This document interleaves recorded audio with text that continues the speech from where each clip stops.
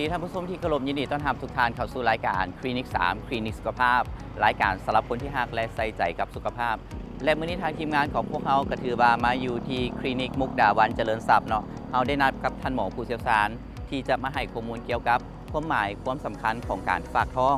และขบวนการฝากท้องของแม่หญิงถือพาในแต่ละไตรมาสนั้นเพิ่นจะมีวิธีการฝากท้องแบบใดและกวดหาความผิดปกติความแข็งแรงของแม่และลูกในท้องแนวใดนั้นตอนนี้เราไปพบกับท่านหมอพร้อมกัน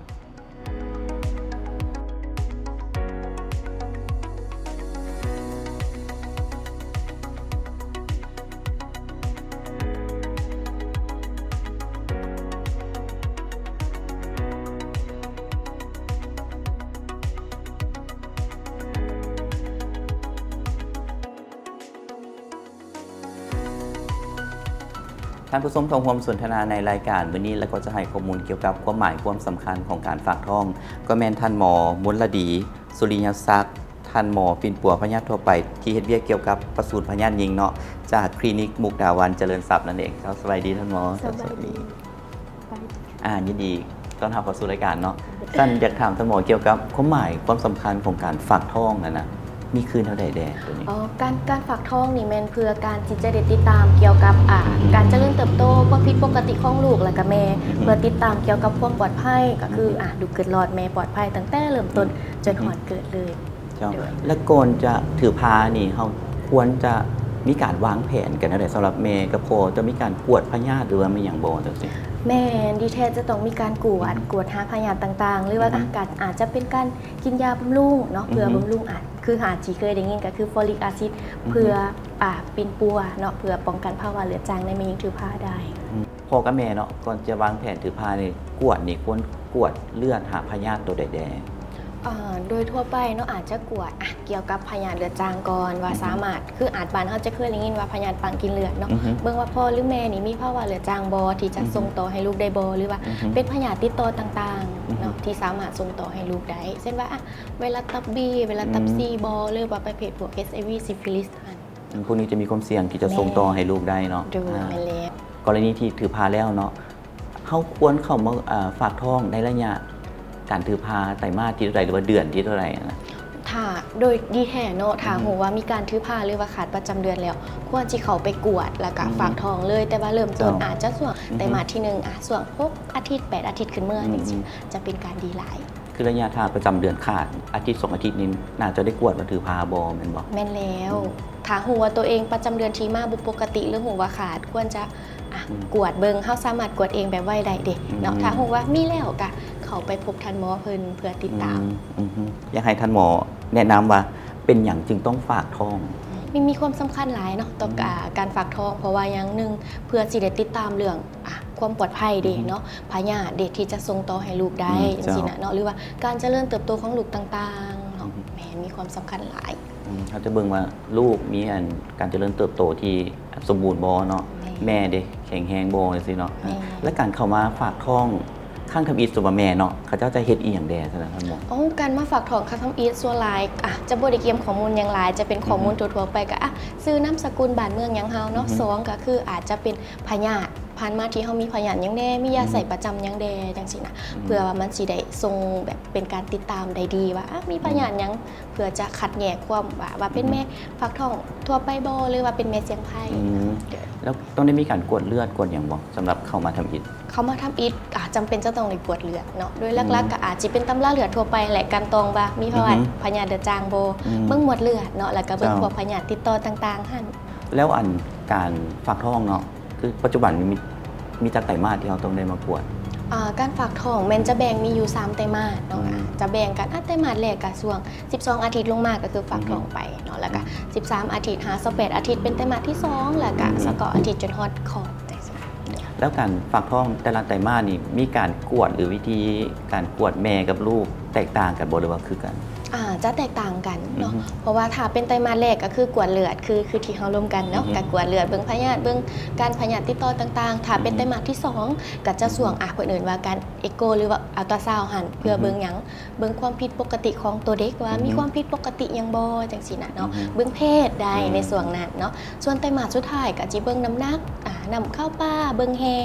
เนาะแล้วก็เบิ่งท่าเสนอของเด็กหั่นและการเข้ามากวดแต่ละครั้งนี่ ต้องเป็น3เดือนมาเท่านึงว่าเราต้องมาทุกเดือนโอ้จะแบ่งเนาะถ้าเป็นส่วงที่ยังไตรมาส1ไตรมาส2ที่แม่บ่มีความเสี่ยงค่ะจะ4อาทิตย์แต่ถ้าส่วงไก่จะเกิดเดส่วง32 34อาทิตย์จังซี่นะเนาะก็อาจสิจอนเขาเพราะว่าไก่ได้ดิจังซี่ก็จะต้องได้ติดตามอย่างใกล้ชิดและความแตกต่างของกันระหว่างแม่ปกติเนาะที่บ่มีเสียงไผซิกับแม่เสียงไผซิเด้ให้ท่านหมออธิบายก่อนแม่เสียงไผมันแม่ประเภทใดแม่เสียงไผ่หลักๆก็คืออาจจะเกิดจาก1แม่มีพยาธิประจำตัวบ่เช่นว่ายกตัวอย่างแม่มีความดันเลือดสูงเนาะสิ่งที่จะเสี่ยงก็คือเสี่ยงเป็นพยาธิสักกระตุกมีภาวะสักกระตุกในแม่ยิ่งถือผ้าได้การติดตามก็คือจะต้องได้นัดมาทีก่อนคนอื่นแม่เสียงไผนี่ต้องมียาส่วนเขาจะกินยาประจำสิเด้เวลาถือผ้านี่ต้องได้งดยาหรือต้องเป็นยาตัวใหม่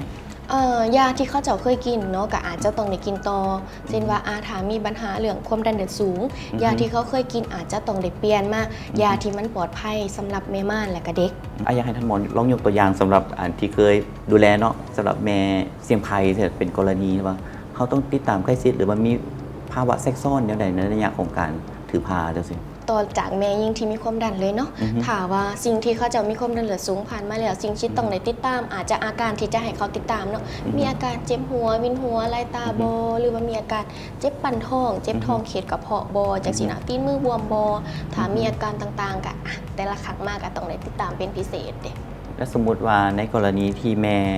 มีอาการแพ้ท้องนะในการเข้ามาฝากท้องนะเขาจะมีข้อแนะนำหรือมีวิธีการแก้ไขปัญหาตัวนี้นั่นแหละสำหรับข้าเจ้า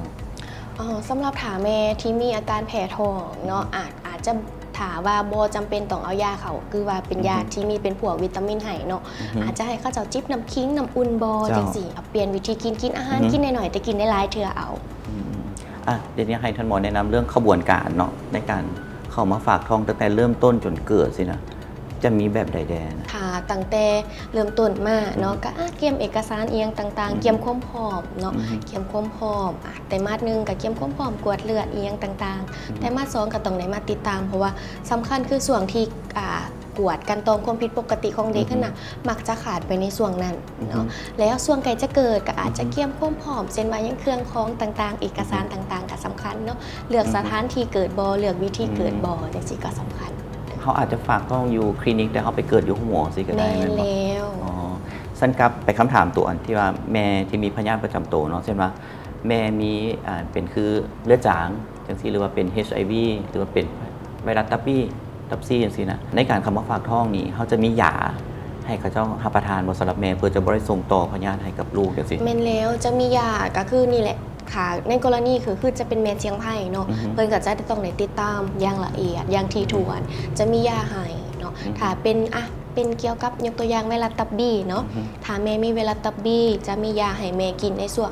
อาจจะกวดก่อนเนาะว่ามีสนิทที่ส่งต่อให้ลูกหรือว่าคุณแห้งบ่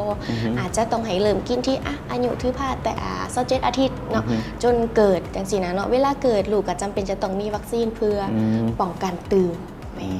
ตัวนี้ต้องได้ติดตามใกล้ชิดแน่นอนเพราะว่าอาจจะอันตรายทั้งแม่แล้วก็อาจจะส่งต่อพยาธิให้กับลูกสิเนาะแม่นแล้วตัวยาที่เขามาใส่กับแม่ที่มีพยาธิตัวเสียนะมันช่วยป้องกันบ่ให้ลูกติดเชื้อได้จักส่วนห้อยอย่างเสียนะถ้าซิตี้เป็นส่วนห้อยเนาะแต่ละยาแต่ละพยาธิมันก็สิบ่คงที่ก็สิบ่ซ้ำกันเนาะถ้าว่าดีไปก็สิอยู่เฉลี่ยอยู่ประมาณ 6-70% แต่ก็ต้องกินให้ถูกโมงถูกกำหนดที่ท่านหมอแจ้งให้เนาะแม่นแล้วสั้นอีกตัวหนึ่งถามในกรณีที่แบบแม่ถือพาแต่ว่าอาจจะเป็นวัดเป็นไข้หรือเป็นพยาธิตามฤดูกาลอะไรเช่นนะท่านหมอไม่ขอแนะนำด้วยว่าต้องดูแลตัวเองแบบใดเรื่องการใส่ยาเรื่องการรักษาสุขภาพจังซี่สำหรับการใส่ยาเนาะดีแท้ให้ปรึกษากับท่านหมอที่ฝากท้องหรือว่าท่านหมอที่เพิ่นเป็นเกี่ยวกับประสูติพยาธิยิ่งนี่จะดีก่อนเพราะว่ายังไม่ยิ่งถือผ้ายานี่จะใส่ยางจำกัดเนาะถ้าเป็นไข้หวัดฤดูกาลทั่วไปสามารถกินยาที่ว่ามีน้ำบาดเท่าใดเช่นว่าลดไข้บ่เนาะอบอุ่นทางกายจิ้มน้ำอ่อนเฮ็ดให้ร่างกายเฮามีภูมิขึ้นมาเพราะบางเทื่อเขาใส่ยาบ่ถือมันอาจจะส่งผลกระทบกับการเจริญเติบโตของลูกมันบ่ตัวนี้แม่นแล้วท่านหมอเฮ็ดเวียกเกี่ยวกับนาเบียกตัวนี้มานะเห็นว่าปัจจุบันนี้ตัวเลขของแม่เสียงไผ่เฮานะที่มาฝากท้องมีอัตราตัวเลขเป็นเท่าใดแล้วอัตราตัวเลขอยากว่าสูงหลายเนาะแต่ว่าตัวอัปเดตล่าสุดนี่ยังบ่สามารถระบุออกได้แม่นฮู้แต่ว่าสูงหลายเพราะว่าเพิ่นจะด้วยความที่หลายๆอย่างเนาะธุรกิจ บ้านเฮาหั่นละส่วนหลายอายุมักจะสูงขึ้นละจังคอย ส่วนหลายแม่ก็จะอายุสูงแด่ในงานนี้ แม่น อายุสูงนี่ก็มีความเสี่ยงสำหรับลู มี ก ควา บ่ มเสี่ยงแมน ในการเฮ็ดเวียกมาอยู่คลินิกของพวกเฮาสิเนาะแม่ที่เข้ามาปิ่นปัวนี่จำนวนหลายหน่อยปานใดหรือว่ามาฝากท้องจังซี่ มาฝากทองถาเสลียเนาะ อือฮึ เป็นมือถาว่าเป็นมือกับมือหน่อยมือหลายเสลียก็อยู่ประมาณ4-5 คนต่อมืออ ก็คือ สำหรับแม่ยิงถือผ้า เครื่องมือที่เฮาใช้กับแม่ที่เฮากวดกับเจ้าได้เฮากวดอีหยังแน่ซะนะ สำหรับแม่ส่วนหลายก็ถาสำหรับแม่ก็มีแต่กวดเลือดทั่วไปแล้วก็เอโกแต่ว่าถาอยากเบิ่งความผิดปกติของลูกอาจจะกวดไล่ราคาที่มันสูงจังซี่เบิ่งโครโมโซมบ่เบิ่งแยกสนิทหาพยาธิเลือดบ่ก็มีคือกันเจ้า คือตัวนี้คลินิกเฮาก็สามารถเฮ็ดได้บ่ สามารถเฮ็ดได้ คือเครื่องเอโกที่เฮาใช้นี่เป็นเครื่องเอโกประเภทใดจักมิติที่เฮาใช้ความละเอียด สำหรับเครื่องเอโกอยู่ทางคลินิกเขาเนาะจะได้ฮอด4มิติเจ้า อ๋อละเอียดเลยเนาะ ละเอียด เอโกเนี่ยเขาเริ่มเอโกได้แต่จักเดือนขึ้นมา สำหรับเอโกเนาะก็ได้ตั้งแต่ที่6 อาทิตย์ขึ้นเมื่อสามารถถ้ามีการถือผ้าและเห็นมัน6 อาทิตย์มันสามารถเห็นได้ อืม เบิ่งทุ่งถือผ้าเบิ่งต่างๆ ตัวเบิ่ง4มิติบ่เจ้าถ้าเบิ่ง เจ้า 4มิติก็ถ้ายีเบิ่งเพศบ่16 อาทิตย์ขึ้นเมื่อก็สามารถเบิ่ง สา ได้ มารถ แล้ว เบิ่งได้ แม่ นะคลินิกมุกดาหารของเราสินะปัจจุบันแล้วมีเจ้าสาขาแล้ว ปัจจุบันมันมีอยู่3 สาขา สามสาขาเนาะแต่ท่านหมอนี่จะประจำอยู่ ประจำอยู่สาขาหนองเนียงเจ้า อืม เด้อ และท่านหมอนี่จะมาประจำตลอดบ่หรือว่าจะมีโมงที่เข้ามาประจำ จะมาประจำตลอดจะเป็นมาแต่ว่าจะมาเป็นช่วงแรง อ๋อ เด้อ แต่ใครอยากเข้ามาปรึกษาก็เข้าสามารถเข้ามาได้ เข้ามาได้ตลอด ตลอดเขาก็จะมีทีมงาน มีทีมงาน แพ มี ทย์ ทันหมอ ประจำ ประจำอยู่แล้วด้วย คลินิกของเขานี่นอกจากให้บริการเกี่ยวกับการฝากท้องเนาะแล้วเขายังมีบริการปิ้นปัวตัวอื่นเพิ่มเติมอีกบ่ แม่นอกจากมีการปินปัวเกี่ยวกับฝากทองแล้วยังปินปัวพยาธิอื่นเช่นเดียวกันพยาธิยิ่งพยาธิไส้หรือว่าเด็กน้อยผู้ใหญ่จังซี่เนาะ พยาธิทั่วไปเขากับปิ้นปัว แม่นกับปินปัวเช่นเดียวกัน แล้วตัวเลขคนที่เข้ามาปิ้นปัวพยาธิอื่นนี่ก็มีหลายส่วนใหญ่ กับพ่อมีอยู่เจ้า ส่วนหลายระยะนี้จะเป็นพยาธิอย่างเข้ามา ส่วนหลายในระยะนี้ก็จะเป็นไข่เนาะ อืม ไข่อาจจะไข่ยุงบอในช่วงนี้ อ๋อ แม่นเกี่ยม ย้ำ จะระบาดอะเด็ ย้ำฝนมาแล้วก็เริ่มบอกพยาธินี่มาว่าเรื่องการกวดเนาะคือเขาก็มีเครื่องกวดแบบซีมิติเนาะและการกวดหาความผิดปกติของเด็กน้อยในท้องนะทางคลินิกเขากวดตัวใดได้แรง สำหรับกวดความผิดปกตินอกจากการเฮ็ดเอ็กโกเนาะกับการกวดเลือดกวดหาโครโมโซมเบิ่งความผิดปกติเสี่ยงเป็นดาวน์ซินโดรมบ่ อืม จังซี่เนาะหรือว่ามีความผิดปกติเกี่ยวกับหัวใจหรือว่าความผิดปกติของเด็กต่างๆทางคลินิกเฮาก็สามารถกวดได้เช่นเดียวกัน อืม ระยะเวลารอผลก็แม่นอยู่ประมาณอยู่3-54 มื้อโดย อืม ก็ขึ้นกับบางแลบแม่ 2 อาทิตย์ตอนนี้เขาต้องได้ทรงแลบ ส่งตรงในส่งแลบใหญ่เจ้าตรงในส่งไทย โอ้อยู่ต่างประเทศพุ่นแล้วการกวดว่าความผิดปกติของเด็กน้อยเช่นว่าเป็นดาวน์ซินโดรมนี่เขาเจ้ากวดอีหยังกวดน้ำเข้าป่าบ่หรือว่ากวดแนวใดอะนะ สำหรับกวดเบิ่งหาโครโมโซมหรือว่าเสี่ยงว่าดูเขาสิเสี่ยงเป็นดาวน์ซินโดรมบ่แม่นจะได้กวดทั้งเลือดเนาะ ทั้งเลือดของแม่ เลือดของแม่แม่นแล้ว และสมมติว่าในเคสกรณีที่เป็นเสียนะอาจจะมีลูกอาจจะเป็นมีความเสี่ยงที่จะเป็นดาวน์ซินโดรมหรือว่าเป็นพยาธิอื่นสิเขามีข้อแนะนำให้แม่แบบใดแดะตัวนี้ หลักๆสำคัญเนาะเขาก็ต้องล่มเปิดใจกับเขาเจ้าแล้วก็แจ้งความจริงเนาะก็ลองล่มเขาแหละว่าลูกเขามีเสียงความมีความผิดปกติเป็นดาวเนอะทางครอบครัวเฮาเห็นว่าแนวใดสามารถรับขอเสียงนี้ได้บ่เวลาเกิดมาเขาเจ้าก็ปกติคือกันเนาะแต่ว่าก็จะต้องได้ดูแลพิเศษจังซี่ทางครอบครัวเป็นจังไดยินดีบ่แบบโอเคบ่แม่นหลักๆก็คือต้องเอาทางคนเจ็บเป็นหลักจังซี่นะ เพราะว่าถ้าลูกมีความเสี่ยงที่จะเป็นดาวน์ซินโดรมเขาต้องมีการวางแผนเนาะเวลาเขาจะเกิดมาเขาต้องเฮ็ดอีหยังแดนจังซี่แสดงว่าคลินิกเขานี่ก็สามารถกวดได้หลายๆแนวได้เนาะสนเนาะ แม่นแล้วกวดได้หลายๆ แนวเลย สุดท้ายอยากให้ท่านหมอฝากถึงความหมายความสำคัญรวมถึงการวางแผนก่อนจะมีลูก หลังจากมีลูกแล้ว การฟักท้องเป็นสิ่งที่สำคัญแนวใดให้กับท่านผู้ชมครับ โดยสำหรับก่อนที่เกมที่เขาจะมีการถือผ้าหรือว่าต้องการที่จะได้ลูกเนาะอย่างหน่อยควรจะได้รับยาบำรุงเลือดหรือว่าโฟลิกแอซิดอย่างหน่อยแม่น3 เดือนเนาะแล้วก็เขาปรึกษาน้ำทันหมอเพิ่นเนาะหลังจากนั้นถูกว่ามีการถือผ้าแล้วก็ควรจะเข้าไปกวดหรือว่าฝากท้องเพื่อสิได้กันต้องความผิดปกติกันต้องความปลอดภัยสำหรับแม่และก็ลูกเนาะระยะจนหอดผู้และฝากท้องติดตามน้ำเพิ่นแต่ละไตรมาสจนหอดเวลาแก่จิเกิดเนาะก็เลือกวางแผนว่าอีเกิดแบบใดเนาะโด โดยลูกสถานที่เกิดก็สำคัญ วันนี้ขอบใจท่านหมอมลดีหลายๆสำหรับข้อมูลเกี่ยวกับความหมายความสำคัญของการฟักท้องเนาะเมื่อถือพาแล้วจริงๆเขาก็ต้องได้มากวดเบิ่งว่าแม่กับลูกมีสุขภาพที่แข็งแรงบ่เนาะสำหรับวันนี้ขอบใจหลายๆครับ เจ้าขอบใจ และท่านผู้ชมว่านี่เวลาทางรายการของพวกเราจบลงแล้วครับพระเจ้าทีมงานพร้อมด้วยท่านหมอเนาะลาทุกท่านไปก่อนพบกันใหม่อาทิตย์หน้าสำหรับอาทิตย์นี้สบายดี